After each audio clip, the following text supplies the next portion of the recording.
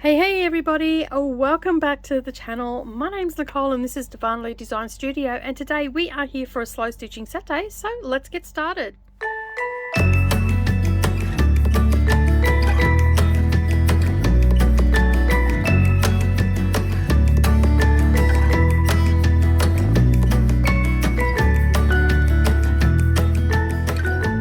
Well, good morning or good evening everybody, and welcome back to the channel. Thank you for taking some time out of your day and spending it with me while I do a little bit of whitework embroidery. We are working on the Moonlit Owl, it is called. It is by Trisha B Embroidery.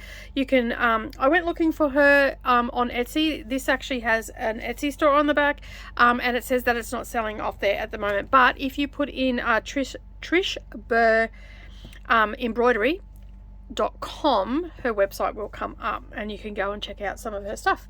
She also has I think about 6 or 8 videos on YouTube, but she hasn't uploaded for a long time. They are just instructional videos.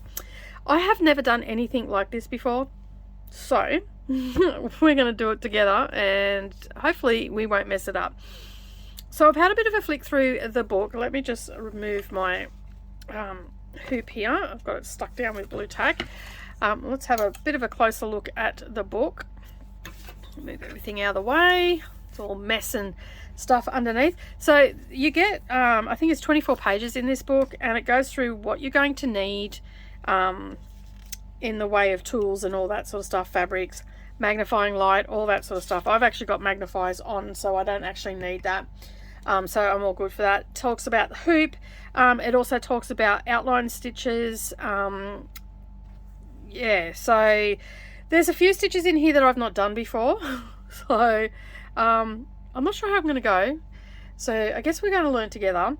But we have running stitch, we have French double running stitch, and we have overcast stitch. And it gives you a diagram of what they look like. It also shows you what the thread it looks like on the back with running stitch as well. And then we've got split stitch, whip split stitch, French knots, padding, running stitch, which fills the shape. So this here.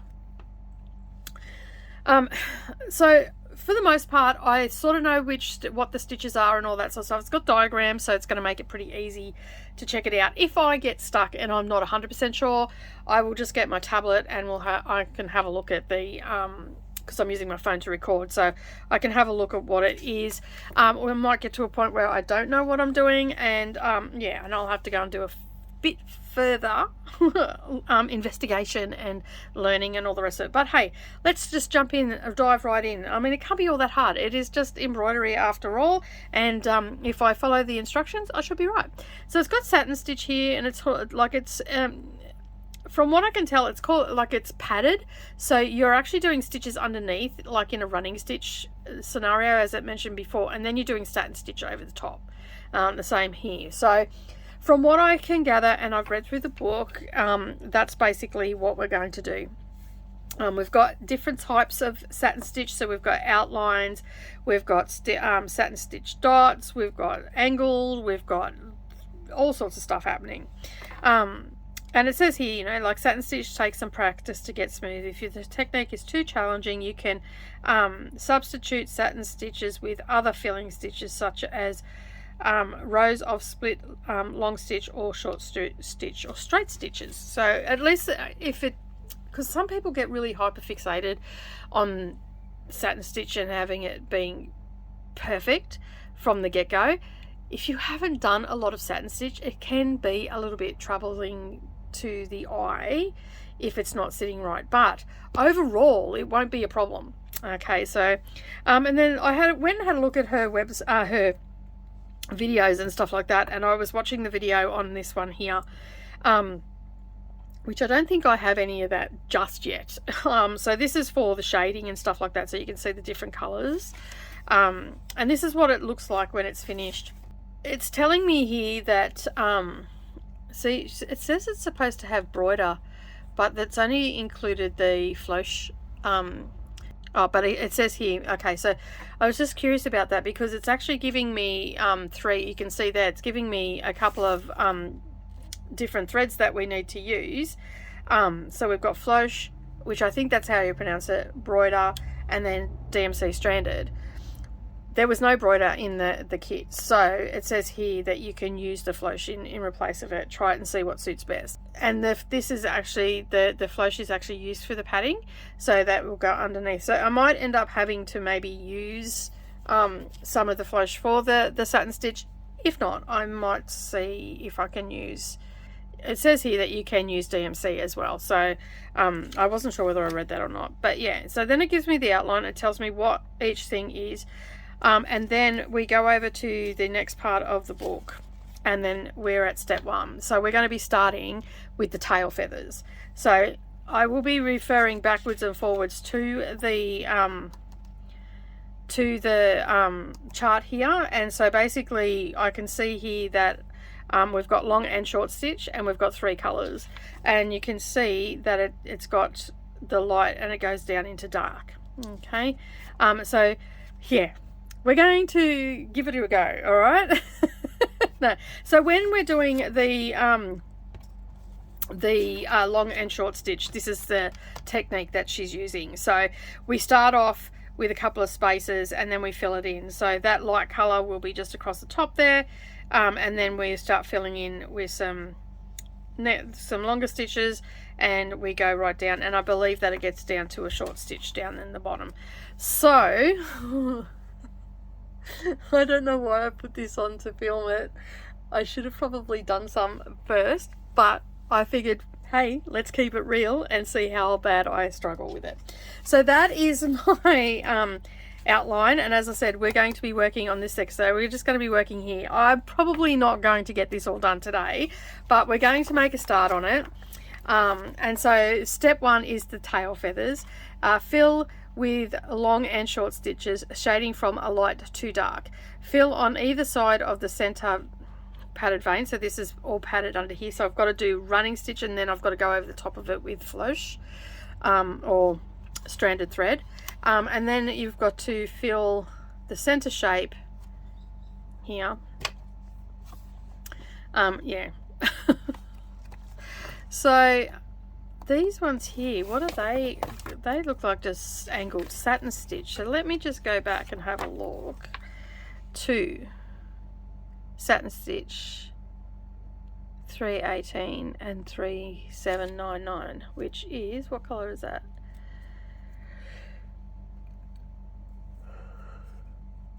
Oh, where is it? Okay, so that's a really dark color there. And then what was the other color we needed?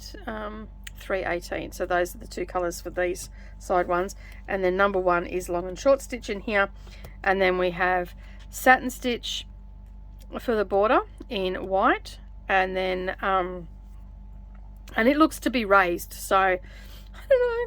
And then the outline is split or straight stitch in 310, so then I've got to outline it as well. Ay, caramba. But outlining last actually neatens everything up, because when you're doing satin stitch, sometimes you can look at it and it looks like it's really messy, but then you do an outline stitch, and let me just get back to that closer picture, an outline stitch around the outside, and it neatens it all up. So that is a good thing that is happening. So I do know that much about this sort of stuff. So anyway, I have all the colors that I need and everything. So let's just pop this over here. We'll be referring backwards and forwards to that. I probably should put it a bit closer. Where can I sit this? I probably should actually take a photocopy of that page there. I will do that after the video. So anyway, how's everybody been? I'm just going to leave it there for a sec, because I'm just going to set this up so we're in the right place. Okay, you can see that pretty good. Let me just adjust this a little bit. And I've on the bottom, this is a stand. Let me just bring that back up again. We've talked about these before. It's just a shape with a couple of legs and then an embroidery hoop on the top, and then I just put some blue tack underneath, and that just helps it to stay still when I am stitching on this. So there we go. Alright, so let me just make sure that that is looking pretty good in the camera. I might just move that down just a touch. Alrighty. I'm scared. What about you? Are you scared for me? Nothing like learning something on the fly with everybody watching, right? Alrighty, so I have this close to me now. Alright, I'm going to start with number 1, and that is the 3 colors we need are this one, which is a medium. Then we need where is it? There it is. Then we need 318, which is our light, so it's light, medium, and then dark, which is the 3799. So these are all in DMC. Okay, so you can see the contrast there. We've got a light, medium, dark, which is good. All right, so we need to start with the light, and we are going to do long and short stitch. Can you tell I'm procrastinating? All right. Let me just bring this a little bit closer, I think. I think that'll be good, just there. All right, today's needle minder is brought to us by Gail from Wombat Hollow Crafts. Yeah, she sent that to me as a little Christmas present. I'm really nervous, guys. Okay, so is that 1 strand or 2 strands? All right, let me just go back here to satin stitch. Oh, I'm a little bit nervous. I don't know whether it's all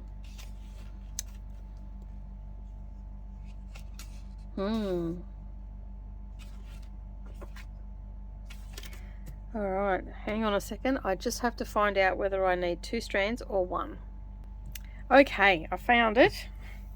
We are to use, for long and short stitch, we use 1 strand. There's a little thing here that tells you with the DMC thread, so we just pull out 1 strand, which makes it nice and easy to thread.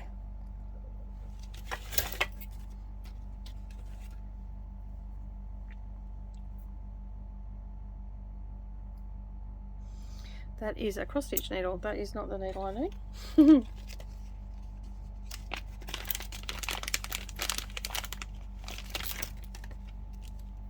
Sorry about the rustling, but can't be helped. All right. Can't even get into it. Oh, it's one of those days, I'm telling you. Let's just tip this out over here so we can find it. It doesn't want to come out. I'm just having so much trouble because this is a kit, so I'm using this stuff in the kit. All right, let me just get that cross stitch one out of the way. Grab this here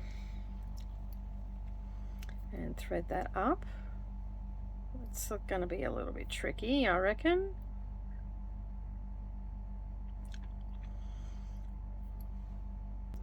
Alright, so I'm all threaded up, and I'm not sure whether we use waist knot or not in this, but I'm going to, and I'll get rid of that later. So basically we're doing a long stitch and short stitch, stitching. So from my understanding, we go down and we just keep going around, and we put a little bit of space into it, and we sort of follow that shape around.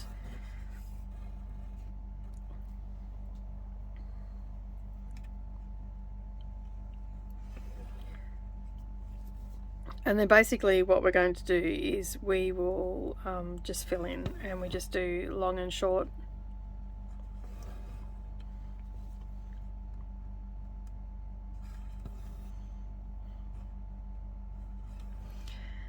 Stitches. So I'm guessing by the time I am ready to do some extra, and then we just make some shorter and longer than our first ones. The Wi-Fi just kicked in because my printer started making noise.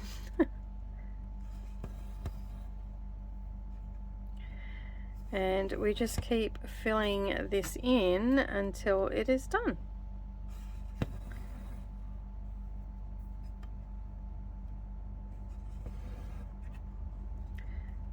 Maybe go a little bit shorter.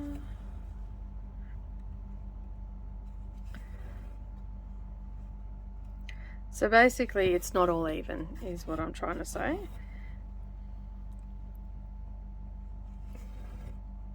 We have some shorter ones, and then basically when we do our next color, we connect up with that shorter one, and longer ones, that's where they start. And basically what will happen is you'll get that feathering look.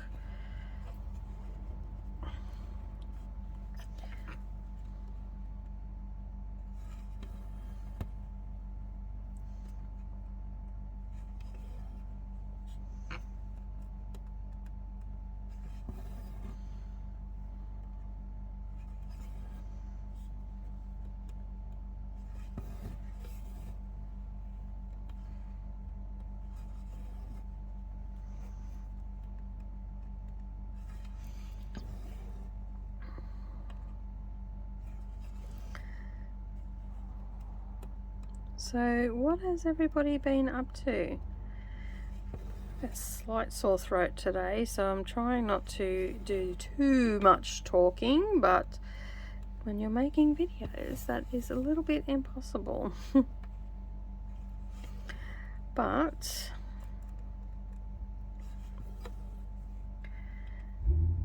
I am yeah, I'm excited to be working on this. I'm like, I'm a little bit scared, but at the same time, I think it's going to look really pretty. And so basically you just keep filling in.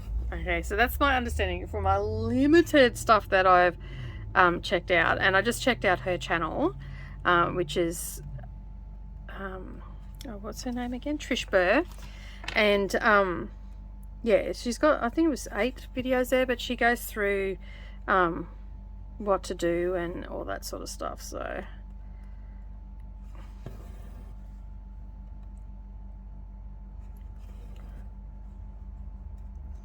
it's going to look pretty when it's done. I find it really bizarre that I'm doing white work, but I'm using greys, whites and blacks. It's almost, it's just really strange. Alright, so I think now I am ready to bring in the next colour. So yeah, just having a look at it. So see there, that's what we've done, and you can see it's just long and short, although that does look pretty bulky, so I'm thinking that I might have to go another pass over it. I don't know, but anyway, we'll yeah, we'll just do that, right? Alright, so I'm just going to leave the waist knot there, and I'll bring this thread actually just go back down again, because I'm going to come over and do the other colour over here, because that is going to get covered.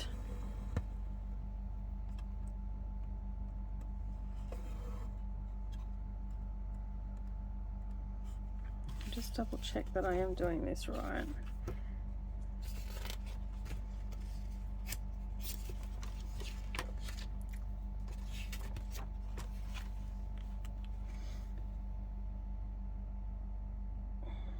Yep, I am doing it right.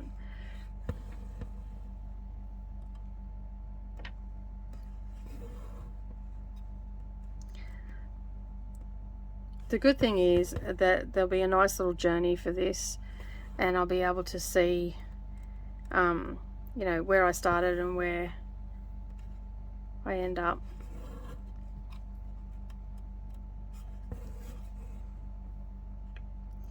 It'll be yeah.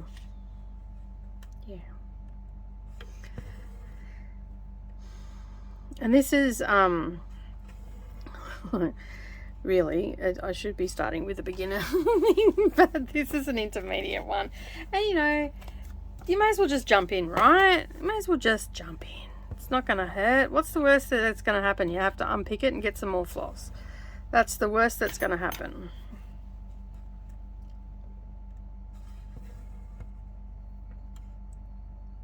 Let's just hope that Trish never watches this video.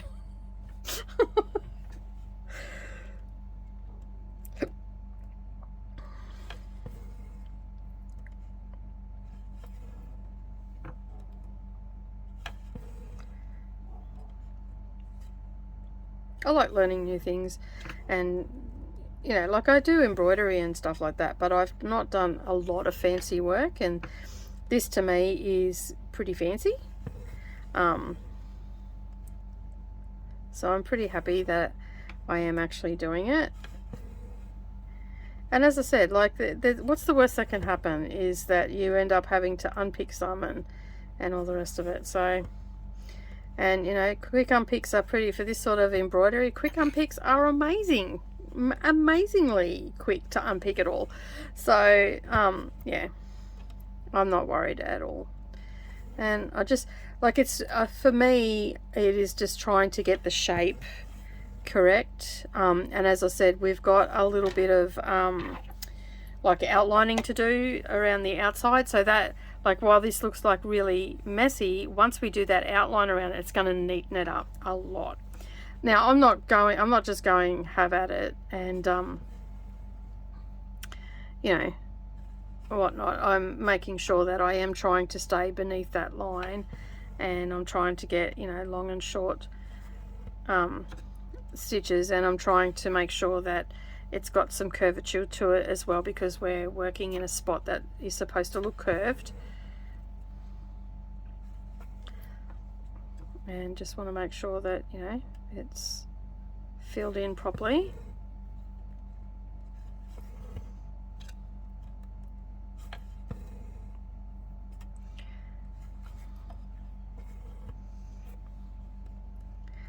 I was going to turn this into like a little cushion for my bed and whatnot, but I think I'm going to actually, depending how it looks, I'm going to frame it and have it up on the wall, because I think that that will look really nice.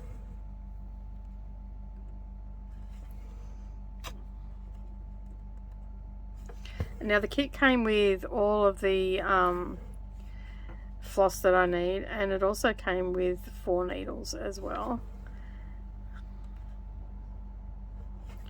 which is very handy. Okay, that looks to be padded enough. Maybe one more here.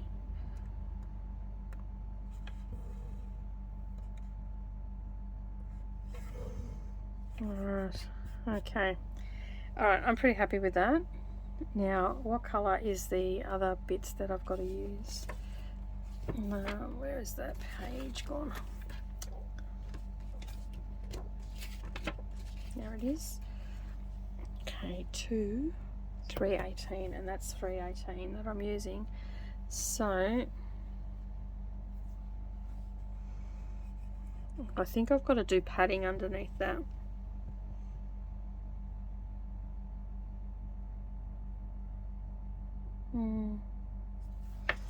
Doesn't say. Alright, to fill on either side of the center vein with padded so fill the center shape with padded.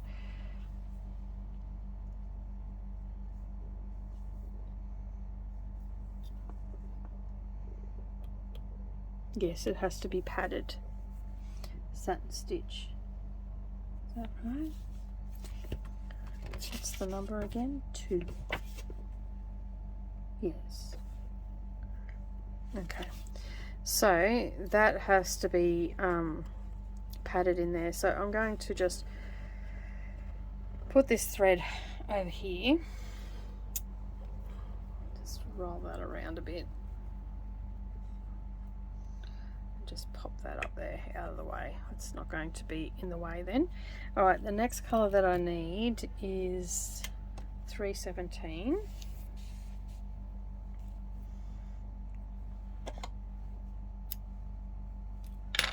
To get some little bobbins to wrap the floss around.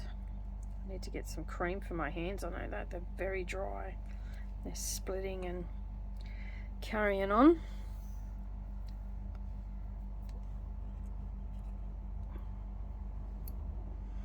I hate cold weather. My skin dries out so badly.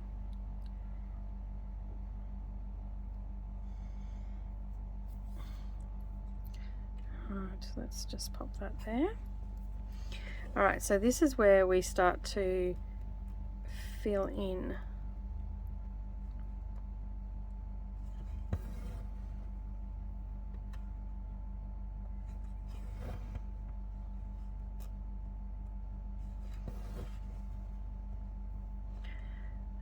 we just come up into that light grey, and we pretty much do the same thing.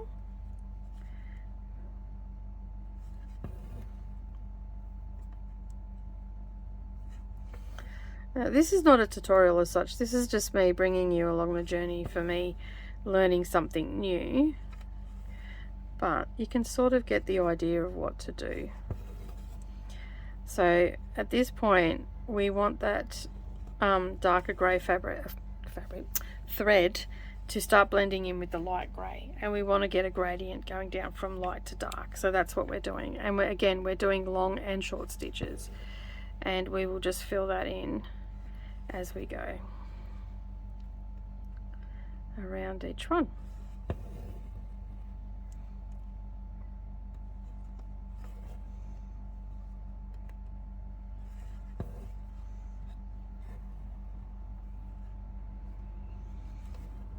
And you can see there how it's starting to blend. I'm not sure if that's picking up on camera. Let me just say, it sort of is, isn't it?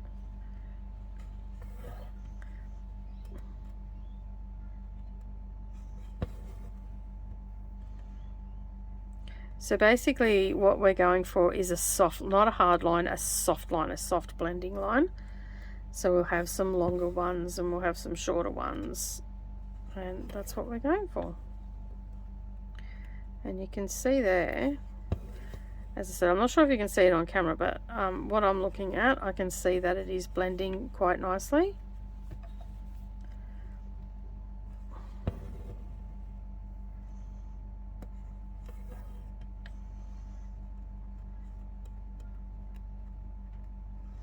And we just want to make sure that all the fabric is covered.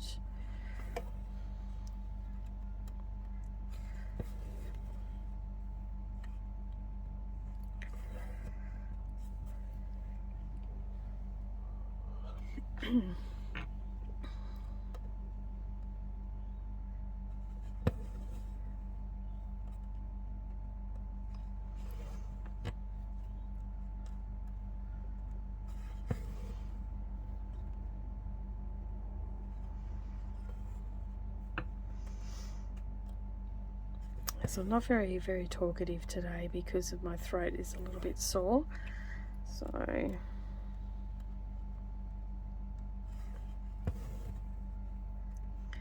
don't want to strain it, because if you've been around for any length of time, you know that my voice will just give up the ghost, and that'll be that. So I'm trying not to talk too much during the videos unless I absolutely have to. So we have been going for about 30 minutes now, so how about we cut to find out what we're going to be working on next. Alright, so we have the wheel all sorted, and we have taken out the ones that we have already finished, which you would have seen on my floss tube. So let's spin the wheel and find out what we're going to be stitching on.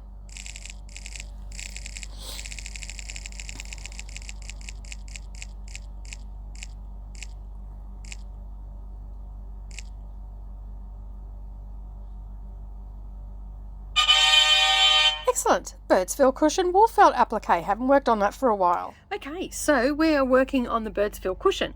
I have not got that out, but it is the wool felt applique that I've been working on the channel.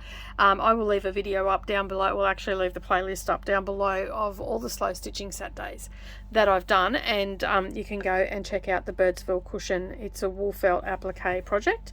I haven't worked on that for a while, so it'll be good to get some stitches into it, some more things down. So I will do some prep work for that during the week, and then I'll be ready to go and do a little bit of stitching on that. I have another massive project by Wendy Williams as well, and it is a wool felt applique as well, and it's the 4 seasons, and it is absolutely huge. It's going to take me a good 12 months to do it. That's part of our Patreon. One of our tiers have the wool felt rambles, and yeah, so they're getting to come along on the journey as I do it, and I believe there are a couple of people that are actually doing it as well. So that'll be good. But I'm looking forward to getting some stitches in, or some stuff sewn down on the Birdsville cushion, because as I said, it has been a hot minute since I've worked on that. Alright, I think that is looking pretty good. What do you reckon? It's looking alright. Okay, I'm not expecting miracles, okay, for this one. I'm not expecting perfection here. I am just looking at learning, and if it's a little bit shabby along the way, I'm not overly fussed about that. I'm just looking at learning right now, because learning is key here, and so I'm looking forward to doing a few stitches that I haven't done before. It's going to be exciting stuff. Alright, let me just find my thread, because now we're going on to 799.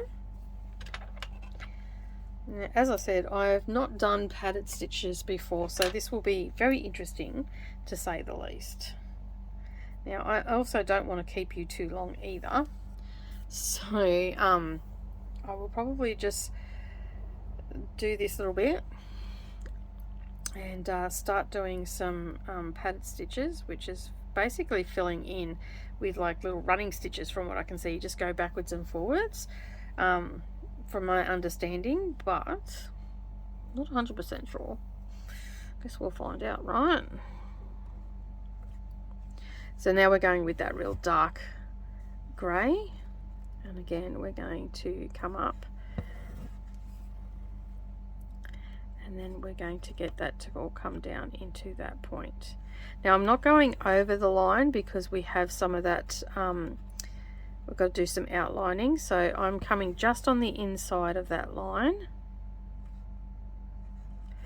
because I don't want to lose my trajectory when I am stitching it. You know, I want it to be as neat as possible.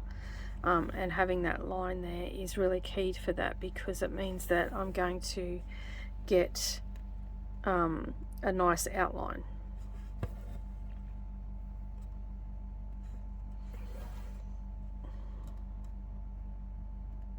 Oh, that looks lovely when you put that last colour in, doesn't it?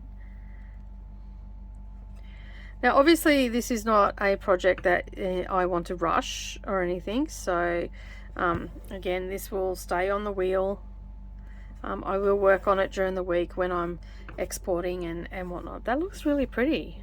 What do you reckon? Do you like it? I think it looks great. Alright, so I can get rid of these waist knots now, because those threads are definitely buried. Okay, that makes it a little bit easier. Those threads were all started up here, and they're all nicely buried, which is good. And the ones that are going across here are going to get buried as well. And it doesn't matter if I've got a jump thread through here, because all of this is going to be filled in.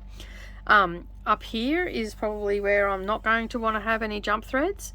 Anywhere where there's lots of padding or anything like that, like these single leaves, they wouldn't have jump threads or anything like that, but somewhere like here or even here, it's okay, because these are all going to be covered, and pretty heavily covered as well. So that's not so bad. But I try to avoid jump threads where I can. Sometimes they're just unavoidable, and as I said, in some cases we can use them because they're going to get buried by, they're going to get covered completely. This whole tail is covered with threads, so we won't even see them. And my sort of rule of thumb as well, and which is probably not going to sit well with the stitching police or anything like that, but my rule of thumb is with jump threads, it's okay if it's going to get covered. Like if it's going to be, like if I wouldn't jump from here to here because you'd be able to see it under, but from this point to this point, and that's all buried, it's not going to be that much of an issue.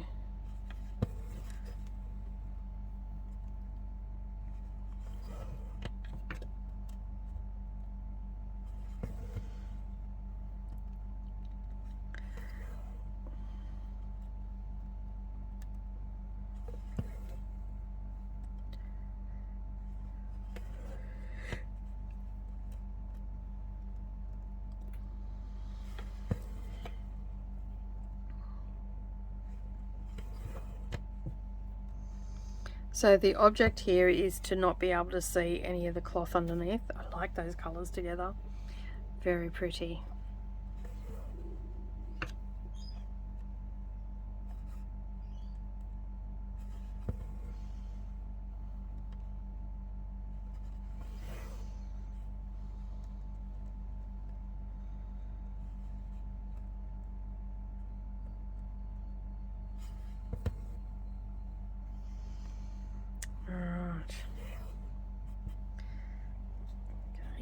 I think we're pretty good with that one. Just going to pop this over here. Wrap these up. Now I'm just going to double check what I'm supposed to do for this padding stitching. Now in most cases she says that she likes to use the flush. So that's one strand, obviously, and it's padded, so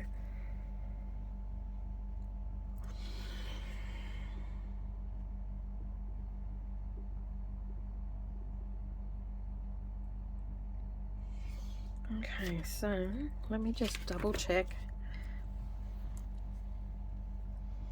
With padded stitch, outline with a split stitch and add a straight stitch across the top. Okay, so 2 is 318 blank. Alright, so we need to, I'm assuming, colour in with this. So we are going to do, I'm just going to go back to the padded stitch and I'll show you what it's supposed to look like.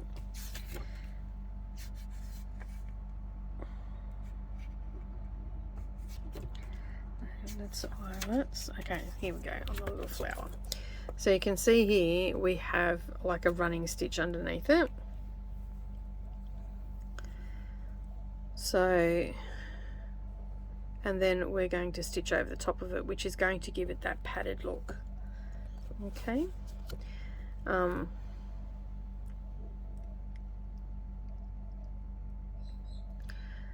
So we're just going to follow the outline. Let me just show you a little bit better of a picture.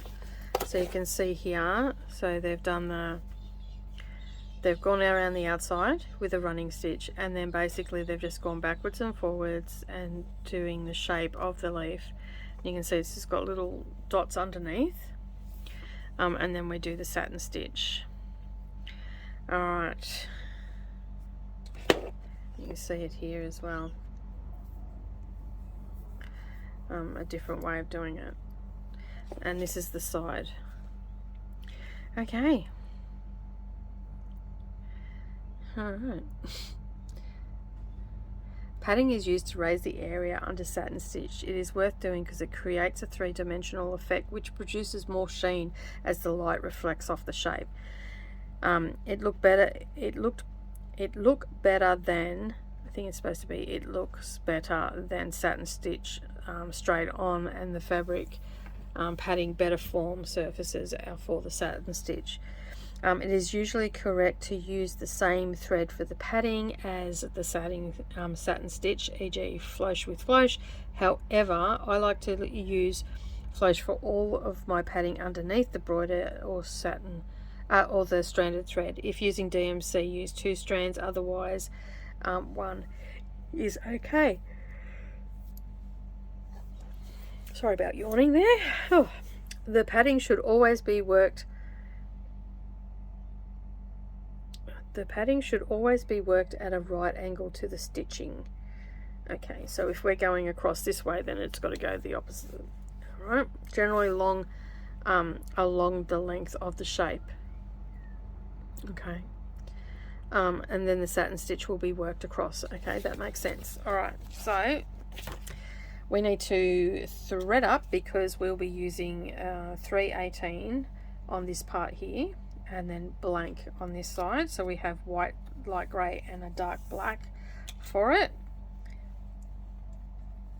And so we're going to outline with a running stitch, and then we're going to keep doing those running stitches along that, and then we're going to satin stitch across this way.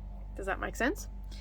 All right, this is going to be a very slow process, so we won't be getting a lot done today, but anyway, I am going to put my waist knot down here, and then I'm just going to do my running stitch.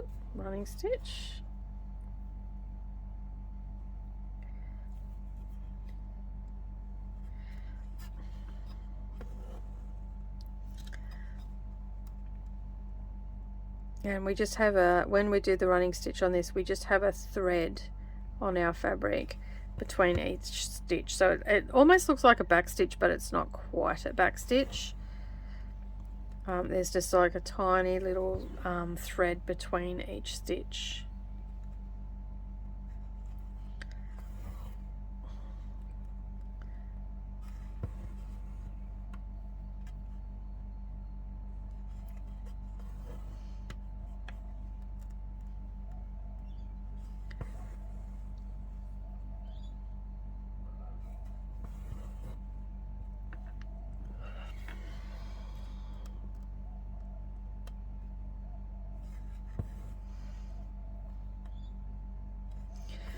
So from my understanding is we're going to go backwards and forwards doing a running stitch until we have covered the whole area, and I'm assuming that we're going to make it's going to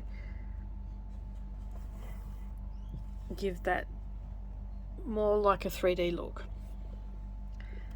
to the shape that we're doing.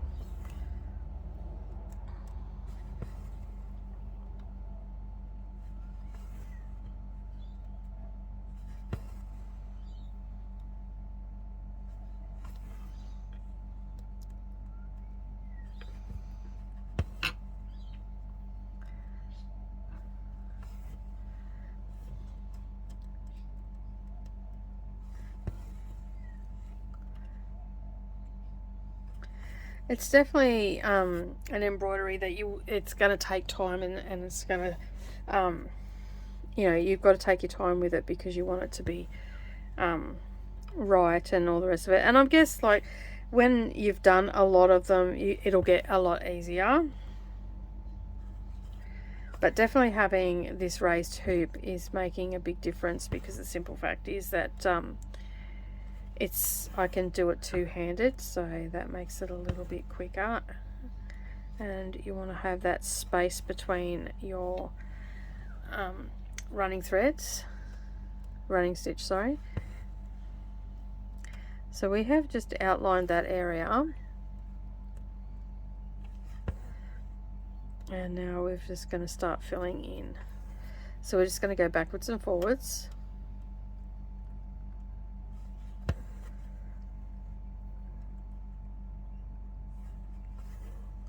Right beside it.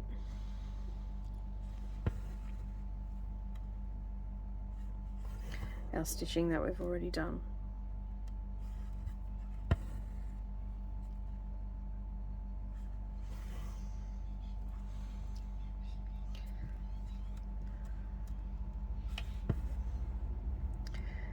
Okay, so as I said, this is going to take a little while, but you get the general idea of it. I'm really happy with the feathering that we've got going on here. This one's probably a little bit starker. This one seems to be more blended, so I might have to just come up and do a couple more extra ones. I really like the look of this one. This one looks a little bit more blended than this one, so can you see the difference? So yeah, and obviously I will get better at it as time goes on. I do have a couple thread painting tutorials that I've watched, and it's sort of a similar technique. So I might go and watch a few more and see if I can't pick up some tips and tricks and whatnot. And yeah, and I will give you an update next time we're on. I will show you what it, if I've made any progress on it, and I'll find some decent videos, because apart from Trisha's ones which as I said, there is only 8 on her channel, so I'm sure that there's plenty of other tips and tricks, and the ones that I watched on her channel, there was no talking to them. Sometimes you just need a little bit of an explanation. Just so you know, these needles are sharp. Just stabbed myself and that hurt. So yeah, the instructions are pretty good in this. Like the written instructions are good. I'm happy with that. But I think having somebody explain exactly why I am doing this and what I should do might be a little bit better than just pictures. So yeah, so basically from what I can gather, all I need to do is keep doing the running stitch until I've filled in this whole area.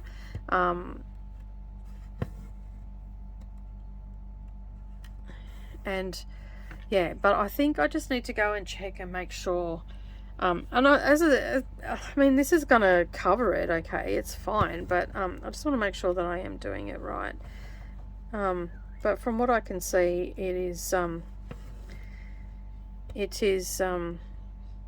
going to work really well. But I'm going to call it a day on this one. Go and watch a couple more videos, and then I will show you my progress next time I'm on for Slow Stitching Saturday. But I just wanted to show you what I'm working on, and hopefully you might be able to might be able to find thread painting or something like that you can do yourself. But yeah, I'm looking forward to doing this one, and keep an eye out for it on future videos. But that is it for me today. Have a wonderful day, everybody. Thank you so much for joining me. I really do appreciate you being here, and as always, I will see you in the next video. Bye for now.